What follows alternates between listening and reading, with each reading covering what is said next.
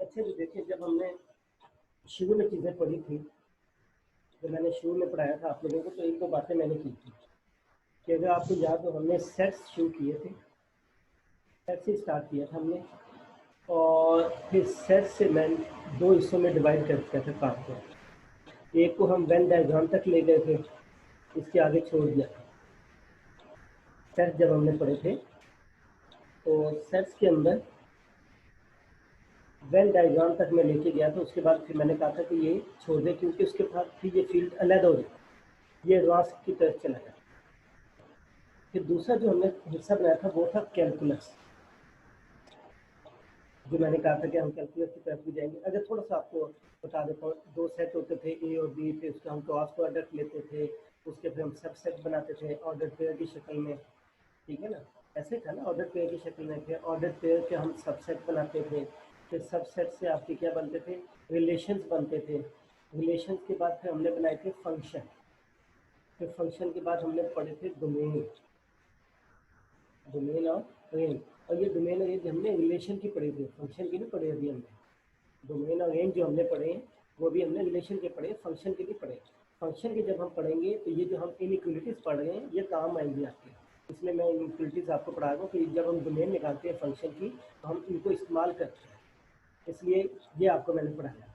तो ये कैलकुलस है, फंक्शन की डोमेन रेंज है। उसके बाद भी है, यानी कि ये हम कैलकुलस में जो एक तो हम वेन डायग्राम तक ले गए थे, यहाँ पे मैंने छोड़ दिया था, फिर मैंने कहा था ये एक अलग फील्ड बन जाती है, मैथमेटिक्स में आगे चला जाता है।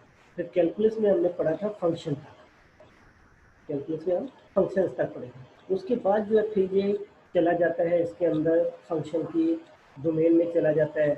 फिर उसके अलावा डोमेन के बाद इसके आ जाता है फंक्शन की वैल्यू आ जाती है, फिर फंक्शन की लिमिट आ जाती है, ठीक है, ये आगे चीज़ें चलती रहती हैं। फिर फंक्शन की कंटिन्यूटी आ जाती है, यानी कि ये आगे एक अलग सब्जेक्ट चल सकता है, कंटिन्यूटी है, डेरिवेटिव है, इस तरीके से ये सारी चीज़ें हम आगे चलाते हैं। तो मैंने फ़िलहाल आपको फंक्शन तक पढ़ाया था, डोमेन मैंने इसलिए अभी छोड़ी हुई है कि हम इस तरफ नहीं जाएंगे, ये हम जाएंगे यहाँ तक, डेरिवेटिव और एक और टॉपिक भी होगा इंटीग्रेशन तक, यहाँ तक अभी हम पढ़ेंगे, मगर अभी नहीं।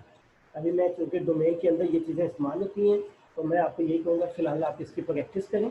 जब ये हम प्रैक्टिस कर लेंगे तो फिर हम इसकी तरफ आएंगे, फिर हम डोमेन पढ़ेंगे, वैल्यू लिमिट रैंक। जब आप इस अभी हमने फंक्शन तक पढ़ के मैंने इनइक्वलिटीज़ आपको पढ़ाई है, ठीक है। इनइक्वलिटी ये दो चीज़ें मैंने पढ़ाई है कि अगर आपके पास इस तरह की इक्वेशन हो इक्वल, उसको इक्वेशन कहते हैं, इक्वेशन को कैसे सॉल्व करना है। फिर अगर डबल वाली इक्वेशन आ जाए तो उसको हमें कैसे सॉल्व करना है, ठीक है। फिर हमने पढ़ा कि अगर लीनियर इनइक्वलिटी आ जाए तो उसको कैसे सॉल्व करना है, फिर क्वाड्रेटिक आ जाए तो हमने उसको कैसे सॉल्व, ये अभी तक हमने पढ़ा, ठीक है। इसके आगे जो काम होता है कि हम इसको फिर इसमें लेके जाते हैं फंक्शन में, फिर डोमेन, डोमेन में ये इस्तेमाल होता है जो भी हम पढ़ इनइक्वलिटी।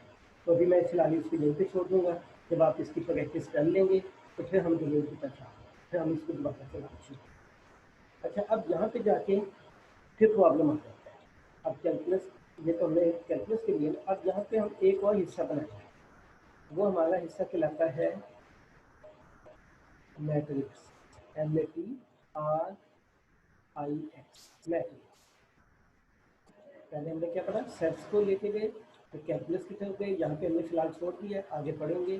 फिर एक और हिस्सा बनता है मैट्रिक्स, उसके अलावा भी और बेशुमार हिस्से बनते हैं, मगर फिलहाल हम जो पढ़ेंगे वो मैट्रिक्स की तरफ। और मैट्रिक्स हम क्यों पढ़ते हैं, तो हमको ये कि हम मैट्रिक्स की तरफ क्यों जा रहे हैं, जब हम अच्छा वाला पढ़ रहे थे तो ये तो एडवांस हो जाता है, तो अच्छा वाला पढ़ते पढ़ते हम यहाँ से ये चीज़ें पढ़ने की बजाय हम पे चले गए। उसकी वजह ये है कि देखिए अभी हमने जो पढ़ा है कि अगर क्लास है आप लोगों की, उसमें एक स्टूडेंट बैठा है सिर्फ, ठीक है, कोई भी एक स्टूडेंट बैठा है, सपोज कर लेते हैं आप किसका नाम लें, चले आसिफ का नाम लेते हैं, सरदार साहब है तो इनका नाम लेते हैं। तो फर्स्ट करें क्लास में एक अकेला सरदार आसिफ बैठा हुआ है, ये कोई क्लास है इसके अंदर खाली सरदार आसिफ बैठा है। अब इरशाद साहब तो आ नहीं गए सी आगे, नहीं तो उनको बिठा लेते। अब क्लास में आसिफ बैठा हुआ है तो इसकी जो है इतने इश्यूज नहीं होते, ठीक है। आसिफ जब बैठा है तो जब इसके साथ कोई बैठा ही नहीं है तो ये आप अकेले ही खेलेगा, कागज़ पे भी तस्वीरें अकेला बनाएगा, चाय पिएगा तो वो भी अकेला पिएगा, बिस्किट खाएगा तो वो भी, मतलब जो भी ज़िंदगी होगी इसकी अपनी होगी, ठीक है, इतने ज़्यादा मसले नहीं होते। अगर मैं इसके साथ किसी को बिठा दूँ, और किसको बिठाऊँ, आसिफ किसके साथ बनती है आपकी इस्लाम द्वारा, किससे अच्छी है? आसाम को बिठा दूँ आपके बिलाल साथ? से सारा। चलो अब चलो इसके साथ मैं बिठा देता हूँ बिलाल। अब देखें बिलाल, अब दो बंदे हो, अब यहाँ से प्रॉब्लम शुरू हो। ये भी हो सकता है कि दोनों की दोस्ती हो जाए, ठीक है, ये भी हो सकता है कि दोनों की दुश्मनी हो जाए, ये भी हो सकता है कि आसिफ चाय पिए अकेला पिए उसको ना पिलाए, ये भी हो सकता है कि दोनों को चाय पिलाए, ठीक है ना, ये भी हो सकता है कोई नोट्स बने हो तो आपस में शेयर कर लें। इस तरह की चीज़ें शुरू हो जाती। दो चीज़ अभी हमने जब ये पढ़ी है, इक्वेशन पढ़ी है, तो हम ये वाली इक्वेशन जब पढ़ी है 2x माइनस 3, तो इसमें इतना इशू नहीं था, ये एक ही इक्वेशन थी, देखें एक इक्वेशन थी 2x माइनस 3 इक्वल टू 0, एक इक्वेशन, तो इसका इतना इशू नहीं है। मगर जब इसके साथ एक और डाल देंगे, ठीक है, तो अब ये दो चीज़ें बन जाए। जब दो बन जाती हैं, अकेला स्टूडेंट हो तो एक है, दो हो जाए तो फिर ये बन जाता है सिस्टम। ये क्या बन जाता है? सिस्टम बन जाता है। अब ये बन गया सिस्टम ऑफ 2 स्टूडेंट्स। अब अगर इसमें से मैं आसाम को भी डाल दूँ, ठीक है, तो ये सिस्टम बन जाएगा 3 इक्वेशन का, 3 नंबर्स का, 3 स्टूडेंट्स। अब प्रॉब्लम और ज़्यादा हो जाएगी, दो में भी इतने प्रॉब्लम नहीं थी, अब 3 हो गए। अब ये भी हो सकता है कि आसिफ इन दोनों के साथ ना बने, ये दोनों दोस्त बन जाए, आसिफ अलग दुश्मन बन जाए, ये भी हो सकता है कि तीनों ही दुश्मन बन जाए, ये भी हो सकता है कि गहरे दोस्त बन जाए, एक दूसरे के घरों में भी जाके चाय शर्ती है, होटलों में भी जाए, सारे सैर सपाटे भी करें। तो अब इनके प्रॉब्लम्स कुछ और बढ़ते जाएंगे, ठीक है, हो भी सकते हैं नहीं भी हो सकते हैं, इनके रिलेशन अब बहुत ज़्यादा आगे तक चले हैं। तो इसको हम कहते हैं सिस्टम। जब चीज़ एक अकेली पड़ी हो तो उसका इतना इशू नहीं होता। तो जैसे देखें अभी मैंने कहा था ना कि अगर मेरे पास इक्वेशंस पड़ी हुई है 2x माइनस 5 इक्वल टू 0, तो इसका इतना इशू नहीं है, एक इक्वेशन। मगर जब आपके पास डबल आ जाए, जैसे 2x minus 5y equal to 0 आ जाए, 3x plus y equal to 7 आ जाए, तो अब ये बन गया है सिस्टम। और सिस्टम के साथ बनता है जब दो अननोन आते हैं। ये अननोन है, पहले आसिफ था, जब शुरू में दाखिला हुआ क्लास में गए आसिफ का के साथ बिलाल आ गया, शुरू में तो ये अननोन थे, बाद में इनकी आपस में इस्लाम का हुई। तो जब अननोन बढ़ जाते हैं, ठीक है, अब मैं लेक्चर में बताता हूँ कि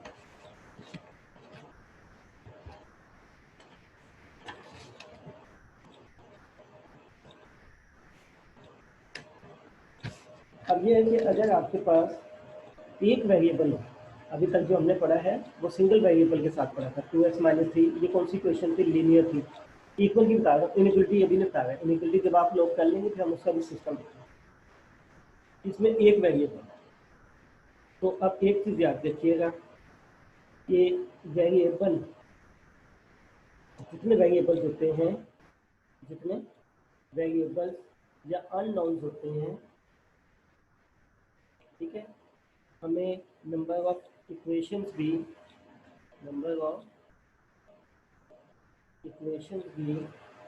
उतनी चाहिए।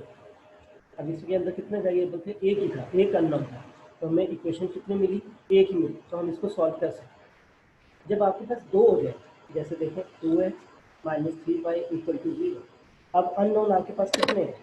अब आपके पास अननोन दो है, ठीक है, अब आपके पास अननोन क्या है? दो है। अब आपने x की भी वैल्यू निकालनी है, y की भी निकालनी है। पहले क्या होता था? सिर्फ x की निकालनी है। अब आपके पास दो आ गए, एक x आ गया और एक y आ गया। अब आपने इन दोनों की वैल्यूज निकाली, तो जब दो होंगी तो अननोन कितने होंगे? ज़्यादा हो गए, तो हमें इक्वेशंस भी उतनी चाहिए, तो हमें इसके लिए एक और इक्वेशन भी चाहिए, ठीक है। तो जितने अननोन होते हैं उतने हमें इक्वेशन चाहिए होते हैं। ये भी अभी लाजमी नहीं है, सिर्फ आप लोगों के लिए बता रहा हूँ क्योंकि छोटा लेवल है, इसलिए आप लोगों को बता रहा हूँ बेसिक मैथमेटिक्स। एक वेरिएबल था तो हमें एक इक्वेशन की जरूरत पड़ी, एक वेरिएबल था तो हमें एक ही इनइक्वलिटी की जरूरत पड़ी। मगर जब आपके पास एक से ज़्यादा हो जाएंगे, ठीक है, ये तो इक्वेशन है ना, इक्वल के साथ है, अगर एक से ज़्यादा हो जाएंगे इनइक्वलिटी में, तो फिर हमें भी इसके लिए दो चाहिए, ठीक है। जब दो चाहिए होंगे तो ये सिस्टम बन जाएगा। ये इनइक्वलिटीज़ के लिए सिस्टम है, ये इक्वेशंस के लिए सिस्टम। तो इनइक्वलिटीज़ का सिस्टम तो भी मैंने पढ़ा, अभी सिर्फ इक्वेशन की, ये थोड़ा सा आसान होता है इसलिए ये पढ़ा। अगर तीन आ गए, अब जिस तरह मैंने कहा था ना, पहले आपके पास वो था आसिफ बैठा था, फिर बिलाल आ गया, फिर मैंने आसान को भी डाला, अब तीन आ गए, अब 3 दोस्त आ गए, जैसे देखिए 2x minus 3y plus 5z equal to 10, एक आ गया x plus y plus z equal to 11, दूसरा ले लेता हूँ minus x plus 7y plus 10z equal to 30। अब ये किसका सिस्टम बन गया? 3 अननोन का, एक x एक y और एक z, 3 दोस्त है। अब इन तीनों के बारे में आपने वैल्यूज निकालना, तो जब 3 हो गया तो हमें 3 इक्वेशन चाहिए, तो ये सिस्टम बन जाएगा किसका? 3 इक्वेशन का। ये क्या बनेगा सिस्टम? 3 इक्वेशन का। ये कितने थे? 2 थे, एक x और एक y। तो ये सिस्टम बना, हमें इसके लिए 2 इक्वेशन चाहिए थे, एक ये इक्वेशन है, तो ये सिस्टम ऑफ 2 इक्वेशन, ये सिस्टम ऑफ 3 इक्वेशन। अगर 4 होंगे तो सिस्टम ऑफ 4 इक्वेशन। ठीक है, अब हमने इनको सॉल्व किया। अब इनको सॉल्व करने के लिए हमारे ये मसला है कि हम इसको टेक्निक्स तो बेशुमार है, और हम इसको सॉल्व अभी नहीं कर सकते। इसके लिए फिर हम 2-3 किस्म की टेक्निक्स पढ़ते हैं। एक तो हम इसमें हेल्प लेते हैं। अब देखें, अब हम सॉल्व करेंगे, सोल्यूशन निकालेंगे किसका? System of equation. अब एक से, अब जो वेरिएबल होंगे वो एक से ज़्यादा होंगे। अब ये नहीं होगा कि जैसे ये था 2x माइनस 3, एक वेरिएबल था, अब वो तो हमने सॉल्व करना पड़ लिया। अब एक से ज़्यादा होंगे, जब एक से ज़्यादा होंगे x और y, तो फिर हमें 2 इक्वेशन चाहिए होंगी। जब 2 बन जाएंगी तो ये सिस्टम कहलाता है। तो ये लिखे ना, सिस्टम ऑफ इक्वेशन, यानी कि इक्वेशन एक से ज़्यादा होंगी। ये वाला भी हो सकता है, ये वाला भी हो सकता है। जितने अननोन होंगे उतने ही इक्वेशन होंगे। अच्छा, अब इनइक्वलिटीज़ का भी सिस्टम होता है, वो फिलहाल नहीं हम पढ़ते, हम इक्वेशन का पढ़ते हैं। लिखिए सिस्टम ऑफ इक्वेशन। सोल्यूशन का मतलब होता है कि जब हम ये करेंगे तो हम किसकी वैल्यू निकाल रहे थे? एक्स की निकाल। अब जब हम इसको सॉल्व करेंगे तो हम किसकी वैल्यू निकालेंगे? एक्स की भी निकालेंगे और वाई की भी। और ये दोनों नंबर्स हैं, एक्स और वाई के नंबर्स। पहले जब हमने पढ़ा सिर्फ एक्स की वैल्यू निकाली, अब किसकी निकालेंगे? एक्स और वाई दोनों की निकाल। जब ये निकलेगा, ये पढ़ेंगे 3 का, तो एक्स की भी निकलेगी, वाई की वैल्यू भी निकलेगी और जेड की, क्योंकि ये सिस्टम ऑफ 3 इक्वेशन। ठीक है, अब इसको सॉल्व करने के लिए जब इसको हम सॉल्व करते हैं तो इसकी भी फिर 2 टेक्निक्स आती हैं। एक ये होता है कि हम इसको अलजेब्रा की मदद से सॉल्व कर लें। अलजेब्रा का मतलब है कि इन्हीं को आगे पीछे कोई कर लें, इसको इसके साथ मल्टीप्लाई, ये देखिए ना, एक्स है ये इसमें पुट कर दें, वाई है उसमें पुट कर दें, उस तरीके से, ये मैं बाद में बताऊँ। तो इन दोनों को ही आपस में खेल के सॉल्व कर लें। तो दूसरा होता है कि हम इसको मैट्रिक्स के साथ करते हैं, MATRIX, ये सिंगुलर वाहिद है, जो इस पर जमा होगा वो होगा मैट्रिसेस। ये सिंगुलर है, वाहिद, वाहिद मैट्रिक्स लिखते हैं। एक से ज़्यादा जब हम पढ़ेंगे तो मैट्रिक्स। मैट्रिसेस में ये होता है कि हम नंबर्स के साथ खेलते हैं, क्योंकि हमें नंबर्स के साथ खेलना आसान लगता है। जैसे 2 + 3 है तो इसको हम 5 कर लेंगे, 2 × 3 है तो 6 कर लेंगे। तो हम नंबर्स, ये हमारा क्या है, अलजेब्रा का मतलब होता है कि हम एक्स और वाई के साथ खेलेंगे। वेरिएबल्स आपके एक्स और वाई, उन्हीं को हम कभी प्लस कर देंगे, कभी मल्टीप्लाई कर देंगे। अलजेब्रा का मतलब ये होता है कि जो वेरिएबल्स हैं, जो अननोन्स हैं, उन्हीं को आप ज़रूर दे दें, उन्हीं को आप तकसीम कर दें, उन्हीं को आप जमा कर लें, उन्हीं को आप मनफी कर लें। तो ये अलजेब्रा हम उसमें पढ़ते हैं। और मैट्रिसेस में हम क्या करते हैं कि ये इसमें से हम वेरिएबल्स निकाल देते हैं। जब वेरिएबल्स निकालते हैं तो क्या बचता है? 2 बच जाएगा, -3 बच जाएगा, इसका एक्स के साथ क्या 1 है, 1 बच जाएगा, वाई के साथ क्या 1। जो इनके साथ नंबर्स हैं तो हम सिर्फ उनको देखेंगे, 0, 6, 3, -3, 2, 1, 1। इन नंबर्स के साथ जब हम खेलेंगे तो वो हम क्या कहलाता है? मैट्रिक्स। तो मैट्रिक्स मैंने इसीलिए शुरू कर रहा हूँ कि इसमें हम नंबर्स के साथ काम करेंगे, तो नंबर्स के साथ काम करना हमारे लिए आसान। ठीक है, अब मैट्रिक्स होता क्या है? मैट्रिक्स ये होता है, याद रखिएगा, मैट्रिक्स को हम ज़्यादातर यूज़ करते हैं सिस्टम को सॉल्व करने के लिए। मैट्रिक्स को यूज़ किया जाता है सिस्टम को सॉल्व करने के लिए। सिस्टम क्या होता है? जिसमें एक से ज़्यादा इक्वेशन या एक से ज़्यादा अननोन। ठीक है, एक से ज़्यादा इक्वेशन, और एक से ज़्यादा इक्वेशन किस वक्त होती है? जब हमारे पास अननोन या वेरिएबल एक से ज़्यादा हो, तो उस वक्त हम इसको यूज़ करते हैं। अब जब यूज़ करते हैं, यह वही बात है कि आप यहाँ से उठ के अमेरिका में चलिए, तो आप अमेरिका में जाओगे तो वहाँ पे सारी चीज़ें आपको बदलनी है। वहाँ के हिसाब से आपने सारी चीज़ें देखनी, वहाँ के कानून देखनी, वहाँ की जो ड्रेसिंग है वो चलेगी, फिर आपके वहाँ की जो करेंसी यूज़ होती है आपने वो देखनी है, वहाँ के जो रूल्स हैं उसको आपने फॉलो करना है। तो जब हम मैट्रिक्स पढ़ते हैं, मैट्रिक्स में हम याद रखिए, दोबारा बता रहा हूँ, मैट्रिक्स में हम नंबर्स को यूज़ करते हैं और अलजेब्रा में हम वेरिएबल्स को यूज़ करते हैं। तो मैं मैट्रिक्स इसलिए पढ़ा रहा हूँ कि हम नंबर्स के साथ पढ़ना हमारे लिए आसान है। तो मैं पहले ये कहूँ, तो अब हम जब मैट्रिक्स में चले जाएंगे, अब ये समझें कि ये पाकिस्तान वाला है, हम पाकिस्तान में बैठे हैं, यहाँ से हम उठ के कहाँ पे चले गए, अमेरिका में चले गए। जब अमेरिका में चले गए तो अमेरिका को आप समझेंगे मैट्रिक्स है, तो फिर मैट्रिक्स के कानून पढ़ेंगे पहले कि मैट्रिक्स में या अमेरिका में रहने के क्या कानून है, क्या रूल्स हैं, पहले हम वो पढ़ेंगे। उसके बाद हम देखेंगे कि वहाँ पे अकेला बंदा हो तो वो कैसे बोलेगा, एक से ज़्यादा हो तो वो लड़के कैसे बोलेंगे, ठीक है ना, क्या उनके रूल्स वगैरह क्या है, ये हम उस तरीके से। अब मैट्रिक्स होता है, अब इसके अंदर हमने नंबर्स को पढ़ना है, याद रखिए कि हमने सॉल्व इसी को करना है, ठीक है, हमने पढ़ना इसी को, सिस्टम को पढ़ेंगे। तो हम इनके नंबर्स के साथ देखेंगे। तो पहले इसके बारे में कुछ बेसिक्स, अमेरिका में गए तो आपको जो बेसिक रूल्स हैं वहाँ पे वो हमने देखने की क्या है। मैट्रिक्स होता ये है, मैट्रिक्स ये होता है, इसकी डेफिनेशन तो आपको तो नहीं, बस वैसे ही लिखी जाती है, rectangular arrangement of number.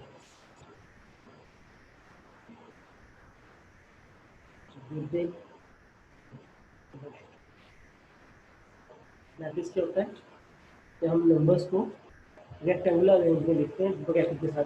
Rectangular structure होती है ना, रेक्टेंगल जो होती है मुस्तकील जिसको कहते हैं, ये रेक्टेंगुलर। इसमें ये जो कोने हैं, अगर मैं इन पर नंबर रख दूँ, बाकी लाइनों को मैं मिटा दूँ, यानी कि यहाँ पे मैं रख देता हूँ 2 रख देता हूँ, यहाँ पे 3 रख देता हूँ, यहाँ पे 5, यहाँ पे 7, ये बन जाता है 2 3 7 5। बाकी लाइनें मैंने मिटा दी, ये लाइन भी मिटा दी, ये भी मिटा दी, ये भी। तो ये क्या बन गया, रेक्टेंगुलर, यानी कि दोस्तों तीर की शक्ल में लिखा है। अरेंजमेंट ऑफ नंबर्स, नंबर्स को लिखा है विद इन ब्रैकेट। अब आपने ब्रैकेट भी डाली, ये आपने ब्रैकेट, तो ये एक मैट्रिक्स होता है, ठीक है। मैट्रिक्स क्या होता है कि मुस्ततील जो होती है उसके कोने जो होते हैं उन पे हम नंबर ले लेते हैं। तो वो जो नंबर्स हम लिख देते हैं उसको हम ब्रैकेट में लिखते हैं, तो ये क्या कहलाता है, मैट्रिक्स कहलाता है। This is called matrix. अब जिसमें हमने सेट को किसी न किसी अल्फ़ाबेट से लिखा था, तो मैट्रिक्स को भी हम कोई ना कोई कैपिटल अल्फ़ाबेट से। अब यहाँ पे सवाल होते हैं कि जो तो हमने 4 नंबर लिखे कि क्या इसके अंदर 2 नंबर भी आ सकते हैं, 3 भी आ सकते हैं, बिल्कुल आ सकते हैं। यानी कि इस तरह के हो सकते हैं कि ए ऊपर से बदला आ जाए, सी ले लें तो वो 2 और 3 ले लें खाली में, यानी कि सिर्फ इन 2 जगहों पे नंबर है, बाकी जगहों पे नहीं है। इस तरह भी लिख सकते हैं, इस तरह भी लिख सकते हैं, इस तरह, ठीक है। अच्छा, अब अगर आप मुस्ततील को देखें, ये मुस्ततील होता है, थोड़ा सा साफ करके लिखो मुस्ततील। तो ये जो 2 लाइनें, ये जो सीधी सीधी, इसको हम कहते हैं रोज। और ये जो तिरछी लाइनें हैं, ठीक है, इसको हम कहते हैं कॉलम। इसको क्या कहते हैं, कॉलम। जब हम नंबर्स लिखते हैं, जैसे ये देखें नंबर लिखिए, तो अगर आप पेंसिल से पहले नंबर से सीधी लाइन लगाएं तो ये देखिए एक लाइन बनती है, इससे बनाएं तो दूसरी लाइन बनती है। तो ये लाइन, ये जो लाइन है इसको हम कहते हैं रोज कहते हैं। इसके अंदर कितने रोज हैं, 2 रोज। फिर कॉलम अगर हम ऊपर से लाइन बनाए तो एक ये बनता है, फिर पेंसिल उठा के अगर हम दूसरी लाइन बनाए तो ये, तो इसमें कॉलम कितने हैं, 2। ये सीधी वाली जो लाइनें हैं ये कॉलम कहलाती है, ये वाली रोज कहलाती है, ये वाले कॉलम। तो ये रोज कितनी है, इसके अंदर 2, कॉलम कितना है, 1। अब इसमें जब हम एक वाला होता है तो इसमें एक ही कॉलम बनता है, एक ही रो है, तो इसमें एक रो है, एक कॉलम। इसमें देखें रो एक ही है मगर कॉलम 2 बनते हैं, ये देखो एक ये कॉलम, तो ये एक रो और 2 कॉलम।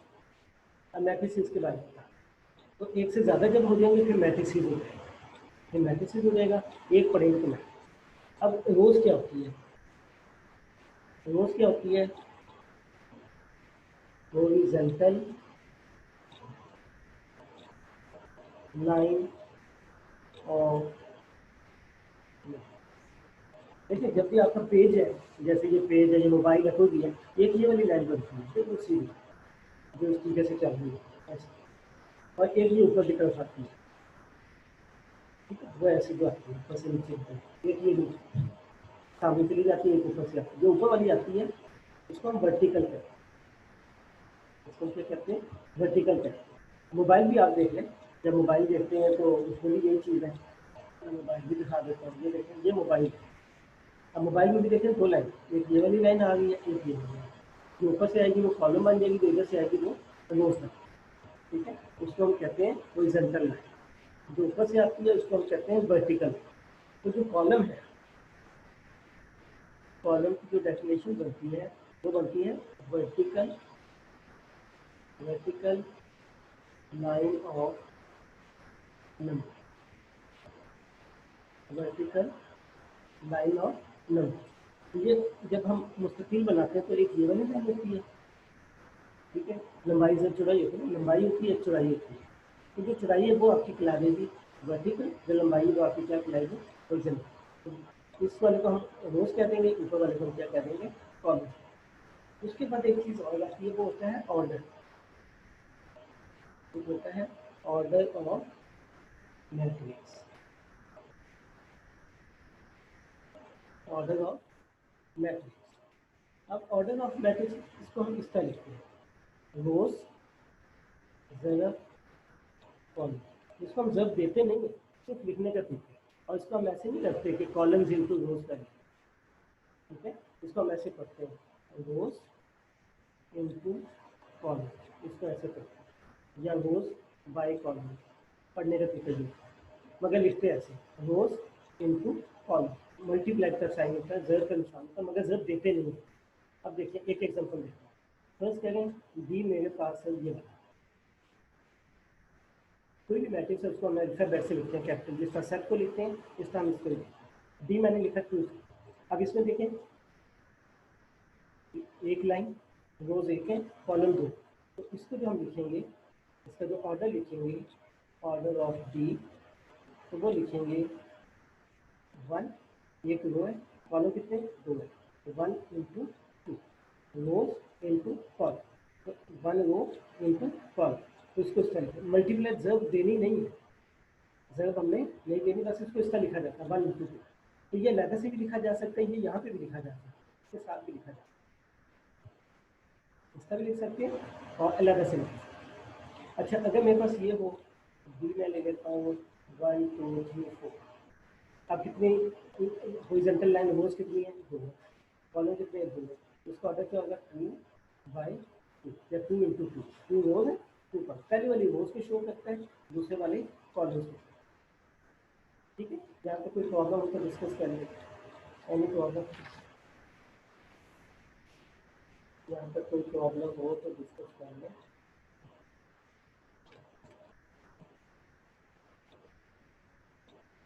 अच्छा, अब वर्ड आएगा मैट्रिसेस।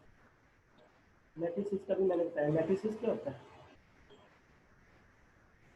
मैट्रिसेस भी होंगे जब एक से ज़्यादा हो जाए।